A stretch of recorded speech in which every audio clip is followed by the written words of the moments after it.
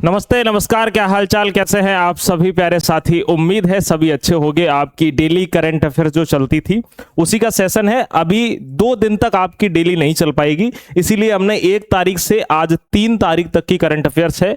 1 से 3 अगस्त तक की आज हम पूरा डिस्कशन कर लेने वाले हैं।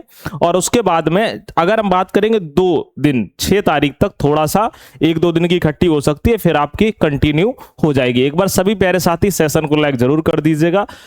भरोसा रखना, आपकी करंट बिल्कुल भी नहीं छूटने देंगे। अगर 1-2 दिन की छुट्टी भी हो जाती है या कोई जरूरत हम पड़ जाती, क्योंकि इस समय हॉस्पिटल में बोतलें वगैरह लग रही, हमने आपको बताया था टाइफाइड हो गया है, ठीक है। तो क्या है ना कि धीरे धीरे धीरे धीरे आपकी सारी चीज सुचारू रूप से हो जाएंगी, आपका बिल्कुल छूटने नहीं वाला है, ठीक है। चलिए शुरुआत करते हैं पहले क्वेश्चन की। चलिए, पहला प्रश्न है, हाल ही में भारत का पहला टेलीकॉम मैन्युफैक्चरिंग जोन टीएमजेड किस राज्य में स्थापित किया जाएगा। अच्छा, टीएमजेड जो टेली अगर हम बात करते हैं कॉम मैन्युफैक्चरिंग है, ये एमपी के ग्वालियर में अगर हम बात करते हैं इसको स्थापित किया जाएगा। याद रखना, इसका करेक्ट आंसर हो जाएगा ग्वालियर। कहां पर है आप कहोगे भैया मध्य प्रदेश में है।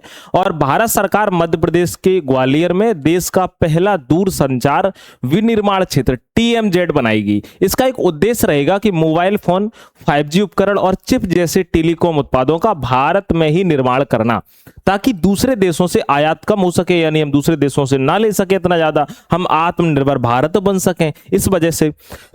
आइए अब हम कुछ डिस्कशन कर लेते हैं एमपी के बारे में और एमपी की करंट अफेयर्स के बारे में। कुछ क्या क्या पॉइंट हैं जो पूछे गए हैं, अब आपको उम्मीद है दिख रहा होगा।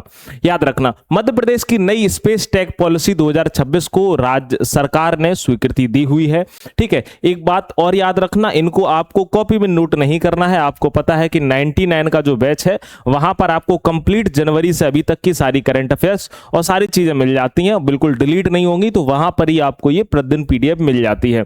तो सिर्फ और सिर्फ आपको पढ़ना और लर्न करना है, रिवीजन करना है, ज्यादा लिखना नहीं है। नेक्स्ट है, रातापानी टाइगर रिजर्व का नाम विष्णु श्रीधर वाड़कनर के नाम पर रखने की घोषणा हुई है। अगला है, स्वच्छ जल अभियान की शुरुआत मध्य प्रदेश में की गई। आईआईटी इंदौर ने विज्ञान एवं तकनीकी शिक्षा में हिंदी के उपयोग को बढ़ावा देने की पहल की है। इंडिया पोस्ट ने मध्य प्रदेश में स्पीड पोस्ट 24 और स्पीड पोस्ट 48 सेवाओं की भी शुरुआत की हुई है। नेक्स्ट है, पीएमजीएसवाई आईवी 4 प्रधानमंत्री ग्राम सड़क योजना 4 का क्रियान्वयन मध्य प्रदेश में ही शुरू हुआ है। धार जिला को सेफ सिटीज प्रोजेक्ट में शामिल किया गया है। नेक्स्ट है, स्कूल चले हम अभियान का शुभारंभ कहां किया गया, तो आप कहोगे इसका शुभारंभ भी एमपी में भैया जी किया गया है। नेक्स्ट है, इंदौर में भारत का पहला ग्रीन वेस्ट प्लांट स्थापित करने की पहल शुरू हुई है। राज्य सरकार ने पीएम श्री अगर हम बात करते हैं पर्यटन एयर सर्विस को भी बढ़ावा दिया है। नेक्स्ट है, भोपाल में मुगल कालीन गुरुत्वाकर्षण आधारित भूमिगत जल आपूर्ति प्रणाली की पुनर्योजना यानी पुनर्जीवन की योजना की शुरुआत करी है। नेक्स्ट है, मुख्यमंत्री ने घोषणा की है कि आगामी बाघ गणना में मध्य प्रदेश में 1000+ बाघ होने की संभावना है। बाघों का प्रदेश मध्य प्रदेश को कहते हैं, सबसे ज्यादा बाघ एमपी में है। अगला है, भोपाल मेट्रो के लिए ई बस फीडर सेवा का ट्रायल भी शुरू किया जा रहा है। आइए, हाँ, इसको जो सारा का सारा आपको करंट अफेयर्स है वो इस 99 वाले बैच में मिल जाएगा। और ये उन स्टूडेंट के लिए इंफॉर्मेशन है जो लोग नए हैं, क्योंकि जितने पुराने हैं वो सारे के सारे भैया परचेज कर चुके हैं, जितने इस चैनल को देखते हैं, ठीक है। करंट अफेयर्स की आपकी पूरी जिम्मेदारी है, इसके साथ आपकी स्टैटिक भी कवर हो जाएगी, इसकी भी जिम्मेदारी है। याद रखना भाई, अगर आप हमारी क्लास देखते हैं तो आपके 30 नंबर कहीं भी नहीं जाने वाले हैं, आप बेहतर तरीके से सुपर टेट में कर सकते हैं। इसमें जो 99 वाले बैच में है, इसमें आपको क्या क्या मिलेगा, 50+ इसको टॉपिक आपको मिलेंगे। जनवरी से लेके अभी तक की जो करंट अफेयर्स है उसके सबके आपको पीडीएफ मिलेंगे, और वो भी प्रिंटेबल, जिससे आप प्रिंट निकलवा के आराम से घर पे पढ़ सकते हो, ठीक है। समझ रहे, मंथली भी मिलेगी, इसमें ईयरली भी मिलेगी, टॉपिक वाइज सारी चीजें आपको अवेलेबल हो जाएंगी। 99 ज्यादा नहीं है, आपको डेमो अगर बेहतर लगे आप तो ही लीजिएगा। आइए अगला है, विश्व मानव तस्करी विरोध दिवस कब मनाया गया, यानी मानव की तस्करी के लिए, ठीक है। आपको पता है ना कि मनुष्यों की, बच्चों की तस्करी करी जाती है, उसका जो विरोध दिवस मनाया गया वो 30 जुलाई को मनाया गया। हर साल जुलाई को मानव तस्करी के खिलाफ जागरूकता फैलाने के लिए यह 3 दिन मनाया जाता है। याद रखना, सॉरी, यह दिन मनाया जाता है, यानी यह दिवस मनाया जाता है। इसका एक थीम है, क्या थीम है, ट्रैप्ड बिहाइंड द स्कैम, यानी घोटाले के जाल में फंसे हुए, किसी प्रकार से फंसा लेते हैं, अभी आपको पता है बीच में केस आया हुआ था बिहार का, वहां पर भी बहुत ज्यादा क्या है कि वो हॉस्पिटल में ऐसे कार हो रहे थे जिनसे कि क्या है कि लोगों को एक इंजेक्शन दिए जा रहे, इससे वो मर जा रहे, उनकी किडनी बेची जा रही, बहुत सारी उनके अंगों की भी तस्करी करी जा रही थी। और यह दिवस पहली बार 2014 में मनाया गया था। आइए अगला है, संत शिरोमणि गुरु रविदास महाराज की 650वीं जयंती के अवसर पर समरसता संकल्प अभियान कहाँ शुरू किया गया है? तो याद रखना इसकी भी जो शुरुआत करी गई है वो एमपी यानी मध्य प्रदेश में करी गई है। किसके लिए? आप कहोगे समानता के लिए। किसके लिए? समानता के लिए। यह अभियान पूरे मध्य प्रदेश में चलाया जाएगा, जिसका एक ही लक्ष्य होगा, समाज में भाईचारा बना के रखना है, एकता और समानता जो है उसको प्रॉपर तरीके से बढ़ावा देना है। संत रविदास जी इस कार्य के लिए ही जाने जाते हैं। इस विशेष कार्यक्रम के लिए गुरु रविदास, याद रखना, जी का जन्मभूमि वाराणसी से पवित्र जो मिट्टी है वो लाई जाएगी, जिसे पहले भोपाल में रखा जाएगा। अच्छा, हम रविदास जी के बारे में थोड़ा सा जान लेते हैं।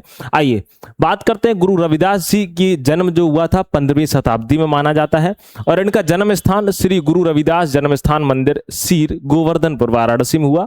इनके गुरु का नाम स्वामी रामानंद जी था। इनके समकालीन एक संत थे जिनका नाम था कबीरदास। ठीक है, याद रखना, भक्ति आंदोलन में निर्गुण भक्ति धारा के प्रमुख संत रहे हैं। इनकी भाषा सदोकड़ी है, ब्रज है, अवधी एवं लोक भाषा है।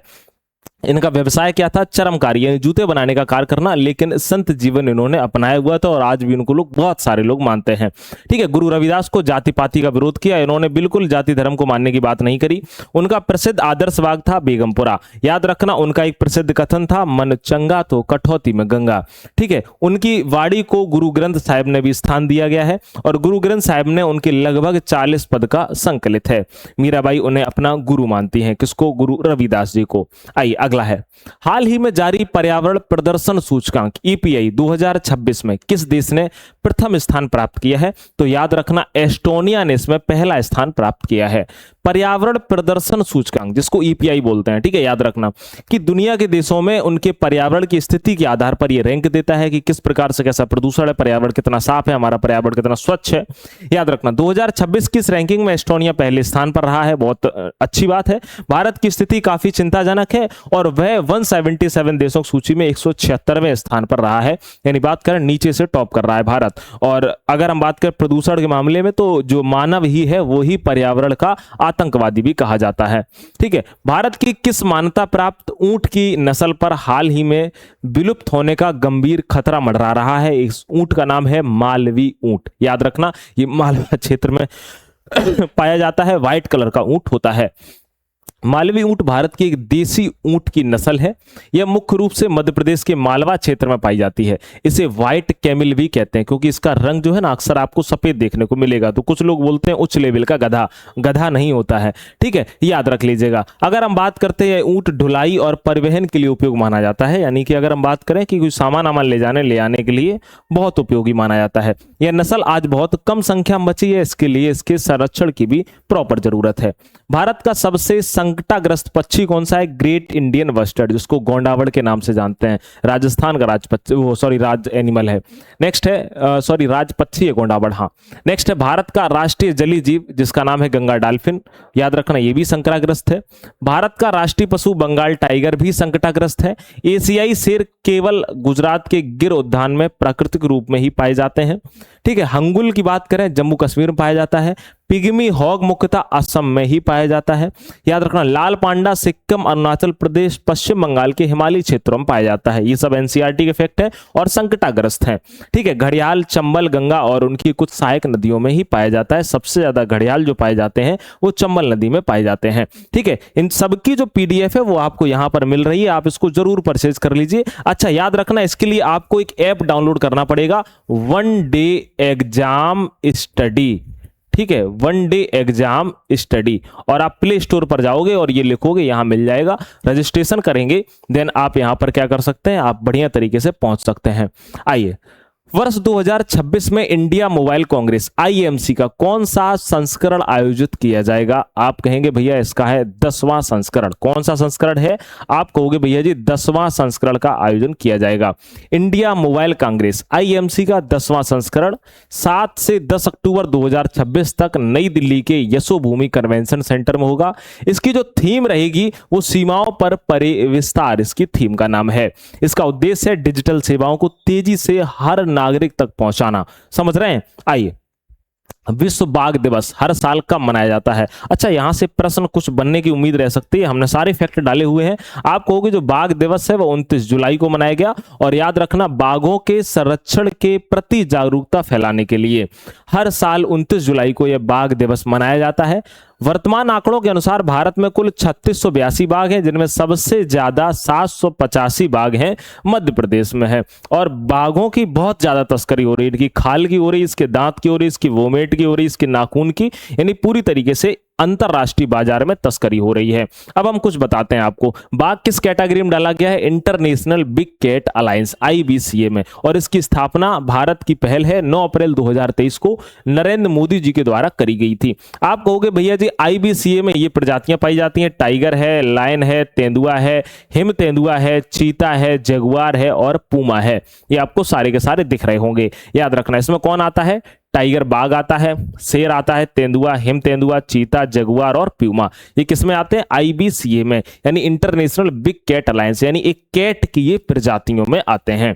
आइए, अगर हम बात करते हैं बाघ के बारे में, राष्ट्रीय पशु है बाघ, रॉयल बंगाल टाइगर जिसको बोलते हैं। वैज्ञानिक नाम इसका पैंथेरा टाइग्रिस है। भारत में पाई जाने वाली एक उप प्रजाति है रॉयल बंगाल टाइगर, याद रखना, जिसका पूरा वैज्ञानिक नाम है पैंथेरा टाइग्रिस टाइग्रिस। ठीक है। विश्व बाघ दिवस 29 जुलाई को मनाया जाता है। भारत में प्रोजेक्ट टाइगर की शुरुआत 1 अप्रैल 1973 को हुई। प्रोजेक्ट टाइगर की शुरुआत जिस टाइगर रिजर्व में हुई उसका नाम है Jim Corbett tiger reserve, Uttarakhand में है। भारत में सबसे अधिक बाघ कहां पर है? मध्य प्रदेश में है। सबसे अधिक टाइगर रिजर्व वाला राज्य कौन सा है? आप कहोगे MP है। भारत को टाइगर स्टेट मध्य प्रदेश कहा जाता है। याद रखना, राष्ट्रीय बाघ संरक्षण प्राधिकरण NTCA की स्थापना 2005 में हुई, और टाइगर जनगणना प्रत्येक 4 वर्ष में कराई जाती है। भारत विश्व के लगभग 75% जंगली बाघों का घर है। आइए, भारत का पहला टाइगर रिजर्व जिसका नाम जिम कॉर्बेट है। भारत का पहला नेशनल पार्क, याद रखना, जिम कॉर्बेट है, नेशनल पार्क है। 1936 में इसकी स्थापना हुई थी। एशिया का भी पहला है।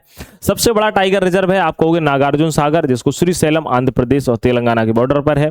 नेक्स्ट है सबसे छोटा टाइगर रिजर्व है बोर टाइगर रिजर्व, महाराष्ट्र में है।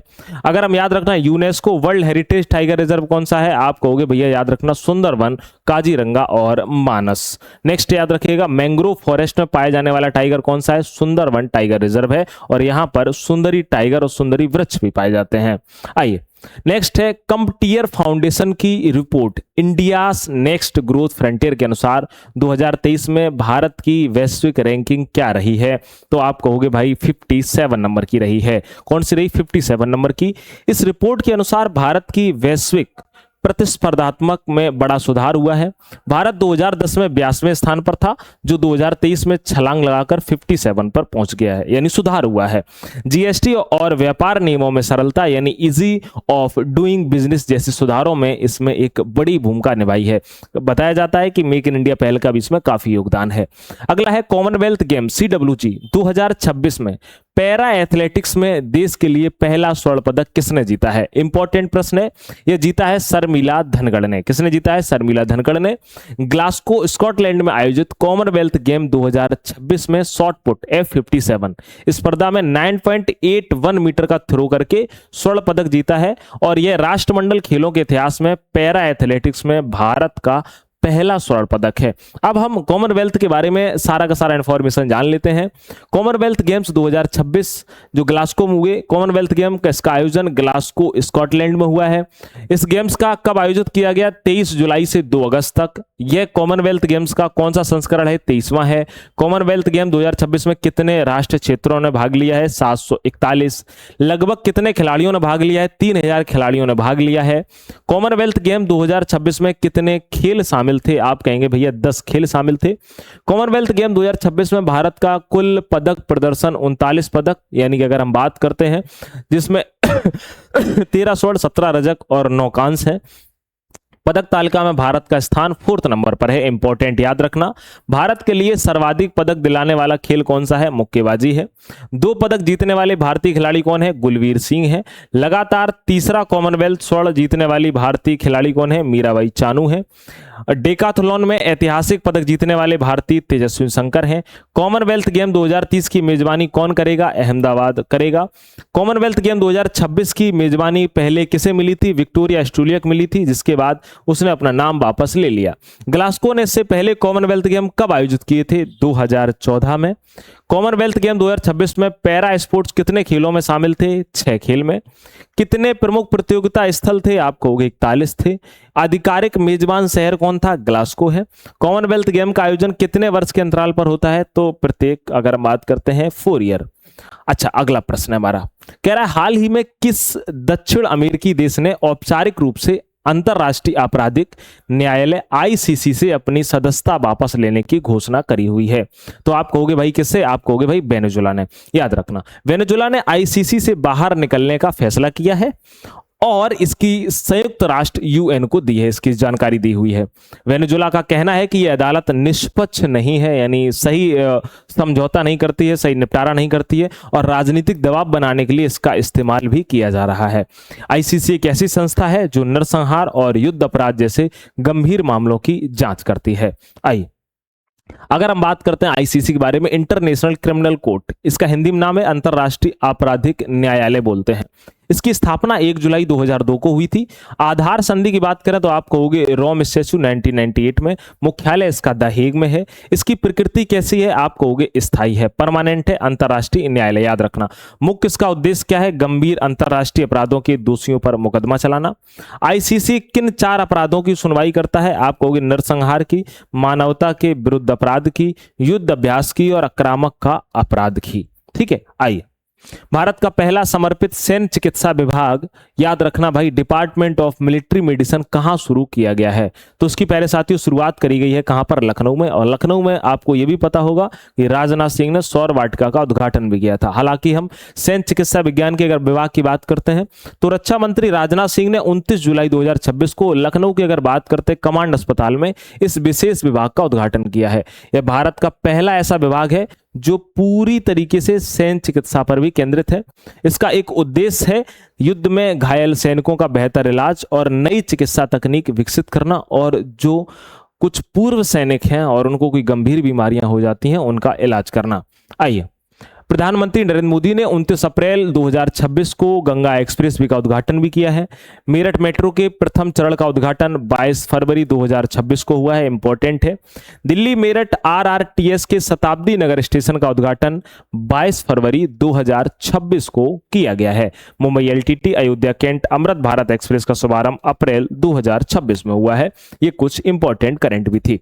अच्छा, अगला हमारा प्रश्न है और इंपॉर्टेंट है, Indian film festival of Melbourne 2026 में आर्टिस्ट ऑफ डिस्टिंक्शन पुरस्कार से किसे सम्मानित किया जाएगा? एक बार बताएंगे सभी प्यारे साथी, किसे किया जाएगा? आप कहोगे पंकज त्रिपाठी जी को। याद रखना, अभिनेता पंकज त्रिपाठी को भारतीय सिनेमा में उनके बेहतरीन योगदान और शानदार अभिनय के लिए पुरस्कार दिया जाएगा। इसके साथ ही अभिनेत्री रेखा को एक्सीलेंस इन सिनेमा अवार्ड से सम्मानित किया जाएगा। नेक्स्ट है, यह महोत्सव 13 से 23 अगस्त 2026 तक ऑस्ट्रेलिया के मेलबर्न में आयोजित किया होगा। ठीक है, सॉरी आयोजित होगा, याद रखिएगा। थोड़ा सा जी मैं सोचना हम जल्दी क्यों बोल रहे हैं, तभी ठीक नहीं, तुम प्रयास कर रहे हैं कि कहीं खांसी ज्यादा ना उठ जाए जिससे हम क्लास पढ़ा ना पाए। ठीक है, Indian film festival of Melbourne IFFM 2026 इसका 17वां संस्करण है। याद रखना, आयोजन स्थल मेलबर्न विक्टोरिया ऑस्ट्रेलिया में है। आयोजन की तिथि है 13 से 23 अगस्त। उद्देश्य है भारतीय एवं दक्षिण एशियाई सिनेमा को वैश्विक मंच प्रदान करना। याद रखना, गेस्ट ऑफ ऑनर कौन है? दुलकर सलमान है। आर्टिस्ट ऑफ डिस्टिंक्शन अवार्ड मिला है पंकज त्रिपाठी को। याद रखना, excellence in cinema award Rekha ji को मिला हुआ है। रेखा की विशेष स्क्रीनिंग फिल्म है, याद रखना, उमराव जान। विशेष फोकस जो किया गया है बंगला, मराठी और मलयालम सहित भारतीय क्षेत्रीय सिनेमा को। आइए, केंद्रीय गृह मंत्रालय के अनुसार वर्ष 2025 में किस केंद्र शासित प्रदेश में सर्वाधिक E0 FIR दर्ज हुई है? आप कहेंगे भैया यह दर्ज हुई है, आप कहेंगे दिल्ली में। कहां पर? दिल्ली में। ऑनलाइन धोखाधड़ी के शिकार लोगों को जल्द न्याय दिलाने के लिए सरकार ने मई 2025 में E0 प्रणाली शुरू करी हुई थी, लेकिन रिपोर्ट के अनुसार साल 2025 में दिल्ली में सबसे ज्यादा यानी 6115 मामले दर्ज किए गए थे। ठीक है, बहुत ज्यादा धोखाधड़ी हो रही थी, कंपनी वाले बुला रहे थे और नौकरी नहीं दे रहे थे और पैसिव रजिस्ट्रेशन के नाम पर ले रहे थे। इस प्रणाली में पीड़ित को FIR दर्ज कराने के लिए तुरंत पुलिस स्टेशन जाने की जरूरत तो नहीं पड़ती है, तुरंत आप कर सकते हैं ऑनलाइन। दिल्ली में अगर हम बात करें, दिल्ली के उपराज्यपाल का नाम है VK सक्सेना। दिल्ली लक्ष्मी योजना के तहत महिलाओं को 2500 प्रतिमाह सहायता भी दी जाएगी। नई दिल्ली यानी EV पॉलिसी 2026 1 जुलाई 2026 से लागू हुई है। समयबद्ध सेवा वितरण विधेयक को दिल्ली सरकार ने मंजूरी दी हुई है। 50 मेगावाट सोलर रूफटॉप प्रोजेक्ट को दिल्ली सरकार ने स्वीकृति दी है। दिल्ली का लिंगानुपात बढ़कर 933 हुआ है। दिल्ली बजट 2026-27 में शिक्षा, स्वास्थ्य और परिवहन को प्राथमिकता दी गई है। जन विश्वास विधेयक को दिल्ली कैबिनेट ने मंजूरी दी है। ग्रीन एनर्जी और प्रदूषण नियंत्रण 2026 की प्रमुख सरकारी प्राथमिकताओं में शामिल हो रहे हैं। दिल्ली सरकार ने सार्वजनिक सेवाओं को अधिक ऑनलाइन और समयबद्ध बनाने की भी पहल की हुई है। तो ये दिल्ली से इंपॉर्टेंट है। हमारा अगला प्रश्न है, 16वीं हॉकी इंडिया जूनियर पुरुष राष्ट्रीय चैंपियनशिप 2026 कहां आयोजित की जा रही है? तो आप कहेंगे भैया इसका आयोजन हो रहा है कोयम्बटूर तमिलनाडु में। कहां पर? कोयम्बटूर तमिलनाडु में। याद रखना यह चैंपियनशिप 28 जुलाई से 8 अगस्त 2026 तक तमिलनाडु के कोयम्बटूर में आयोजित हो रही है। इसमें कुल 30 टीमें भाग ले रही हैं। यह प्रतियोगिता U21 21 साल से कम के खिलाड़ियों के लिए हर साल आयोजित की जाती है। याद रखना 16वीं हॉकी इंडिया जूनियर पुरुष राष्ट्रीय चैंपियनशिप 2026 टूर्नामेंट में 16वीं हॉकी इंडिया जूनियर पुरुष राष्ट्रीय चैंपियनशिप 2026 जो हुआ था, इसका आयोजन स्थल कोयम्बटूर तमिलनाडु है। इसकी आयोजन की अवधि 28 जुलाई से 8 अगस्त 2026 तक है। इसके आयोजक का नाम है हॉकी इंडिया और भाग लेने वाली टीमें हैं विभिन्न राज्य एवं यूनिट की जूनियर पुरुष हॉकी वाली टीमें। चलिए अब हम बात करते हैं कुछ रिवीजन का, और आपको रिवीजन भी करना है पिछला वाला। आप कहोगे प्रधानमंत्री चाय श्रमिक प्रोत्साहन योजना को हाल ही में किस राज्य ने मंजूरी दी है? आप कहोगे भैया जी एक बार फटाक से बताएंगे, आप कहोगे वेस्ट बंगाल ने दी है। अगला प्रश्न है, माचा चाय का व्यावसायिक उत्पादन शुरू करने वाला भारत का पहला राज्य कौन सा है? आप कहोगे भैया जी असम है। कौन सा? एक बार सभी प्यारे साथी बताएंगे। आप कहोगे भाई असम है। एक बार इसका आंसर सभी लोग आप लोग देते रहा करो। अगला है, SC और ST महिलाओं के सशक्तिकरण के लिए किस राज्य ने दशावधि योजना शुरू करी हुई है? आप कहोगे भैया करी है केरल सरकार ने, दक्षावड़ी योजना है। और ये जो संविधान सभा की 15 महिलाओं थी उनमें एक अनुसूचित जाति की महिला थी, दक्षिणी बेला युद्धनी, उनके नाम पर था। मुझे कमेंट में बताइए कि संविधान सभा की 15 महिलाओं में जो एक मुस्लिम महिला थी उनका नाम क्या है। ठीक है, चलिए कॉमनवेल्थ शॉर्ट स्टोरी प्राइज 2026 से किसे सम्मानित किया गया है? एक बार आप सभी प्यारे साथी बताएंगे। जमीर नजीर को किया गया है। ठीक है, आगे बढ़ते हैं। 9 जुलाई को कौन सा दिवस मनाया गया है? तो आप कहेंगे भैया जी विद्यार्थी दिवस मनाया गया है। अगला है, पुलिस अनुसंधान एवं विकास ब्यूरो के प्रमुख के रूप में किसकी नियुक्ति हुई है? एक बार सभी प्यारे साथी बताएंगे। तो आप कहोगे भाई आलोक मित्तल की हुई है। ये रिवीजन है, हम आपको पिछला करवा चुके हैं। ठीक है, उत्तर प्रदेश सरकार ने हाल ही में किस नई नीति को मंजूरी दी हुई है? आप कहोगे ग्रीन डेटा सेंटर नीति को। ठीक है, अच्छा, जो 31 जुलाई से लेकर 1 जुलाई से लेकर 31 जुलाई तक की पूरी करंट अफेयर्स अभी तक नहीं देखे हैं, करंट अफेयर्स की प्लेलिस्ट में जाकर के आप उसको जरूर देख सकते हैं। वहां पर सारे टॉपिक को हमने कवर किया हुआ है और संपूर्ण जुलाई की हमने आपको करंट अफेयर्स करवा दी है, आप इसको जरूर देखिएगा। नेक्स्ट है, ग्लोबल पासपोर्ट इंडेक्स 2026 में भारत का स्थान कौन सा रहा है? आप कहोगे 125 नंबर का रहा है। हाल ही में उत्तर कोरिया में भारत के नए राजदूत के रूप में किसे नियुक्त किया गया है? आप कहोगे संजीव जैन को किया गया है। GI टैग प्राप्त करने वाला हरियाणा का पहला फल कौन सा है? आप कहेंगे सिरसा किन्नू है। भारत का पहला इंडोर वनस्पति उद्यान कहां बनाया जाएगा? आप कहेंगे भैया पटना में बनाया जाएगा। नेक्स्ट है, ICC की नवनिर्मित गवर्नेंस रिव्यू कमेटी के अध्यक्ष के रूप में किसे नियुक्त किया गया है? तो आप याद रखना किया गया है देवजीत सौकिया को। नेक्स्ट है, हाल ही में पहली बार निवेश अनुकूलता सूचकांक किसके द्वारा जारी किया गया है? तो आप कहोगे इसको जारी किया गया है नीति आयोग के द्वारा। हाल ही में फील्ड्स मेडल 2026 किसने जीता हुआ है? तो फील्ड मेडल के जो विजेता हैं होंग वोंग हैं। ठीक है, नेक्स्ट है, अब होमवर्क वाला प्रश्न है और इसका आप लोग कमेंट में आंसर जरूर दीजिएगा। ठीक है, और इसकी सारी जो पीडीएफ है आपको 99 वाले बैच में मिल जाएगी। 1 से 2 दिन की बात है, फिर आपको बड़े आराम से करंट पढ़ाएंगे, मतलब 1-2 दिन का इकट्ठा नहीं, डेली का डेली आपको जैसा पहले कराते थे वैसा कराएंगे। ठीक है, अभी कुछ हेल्थ संबंधी समस्याएं हैं, इस वजह से नहीं करा पाए थे। ठीक है, जीएस ब्रह्मास्त्र बैच आपके लिए इसलिए है कि अगर आपने कहीं सुपर टेट का कोर्स ले रखा है तो आपको क्या करना है, जीएस ब्रह्मास्त्र ले लेना है। यहां पर आपको हम पूरा कंप्लीट जीएस लिख के डिटेल में करवा रहे हैं।